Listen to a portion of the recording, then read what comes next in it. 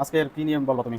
আরবের উন্নয়নের দ্বিতীয় পর্ব সৌদির 230 গতভাবে বলছিলাম ভিশনের আরেকটা দ্য নিয়মের পর সবচেয়ে বড় প্রজেক্ট দ্য মিকপ এটা রিয়াদের মধ্যেই হবে। রিয়াদ কোথায়? সৌদির রাজধানী। সৌদির রাজধানী, হ্যাঁ। তবে এটা নিয়ে একটু সংশয় আছে, কারণ নিয়ম যেরকম একটা সমুদ্র বন্দর পায় না, এটা সম্পূর্ণ একটা একবার মাঝখানে বলছি, কারণ এখানটা বিশাল বড় ভবন থাকে। মিকপ নিয়ে পরে আলোচনা হবে। এখন অন্যান্যগুলো যেরকম খালি রেখেছিল, রিয়াদ কিন্তু মোটেও খালি না। তবে রিয়াদ কিন্তু সবসময় বড় হতেই আছে। 50 বছর আগে রিয়াদের জনসংখ্যা ছিল মাত্র 3 লাখ, আর এখন তার 90 লাখ। এজন্য রিয়াদকে আরো বড় করতে এই প্রজেক্ট।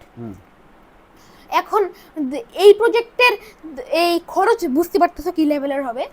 ওই খরচে কোনো নির্দিষ্ট এখনো প্রকাশ করা হয় নাই। এখন তাদের এই বাজেটটা মাথান্বিত করার কারণ হচ্ছে অন্যান্য, যেমন এই আগ্রার একটা প্রতীক হচ্ছে তাজমহল, এই প্যারিসের প্রতীক আইফেল টাওয়ার, দুবাইয়ের প্রতীক বুর্জ খলিফা, ওরকম এই রিয়াদের একটা প্রতীক বানানো হবে দ্য মিকপ। দ্য মিকপ বললেই সবাই বুঝবে যে এটা রিয়াদ। হ্যাঁ, এটা রিয়াদ। যেরকম আমরা আইফেল টাওয়ার মানেই বলি এটা প্যারিস, তারপরে তাজমহল শুনলেই মনে হয় যে এটা দিল্লি, মানে যে আগ্রা ভারত, ওইরকম আর কি না। টুইন টাওয়ার মানে যেরকম আমেরিকা, এই ধরনের। আচ্ছা, না টুইন টাওয়ার দুইটা আছে, একটা আমেরিকা একটা মালয়েশিয়া।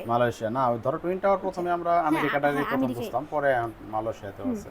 ঠিক আছে, এরকম কি দ্য মিকপ এটা মানেই হবে যে এটা সৌদি। হ্যাঁ, এই যে এটার ভিতরে পৃথিবীর সবচেয়ে বড় স্ক্রিন, মানে যে বিশাল বড় স্ক্রিন আছে, কি বলবো, নরমালি একটা বাসার 3 থেকে 4 গুণ বড় স্ক্রিন।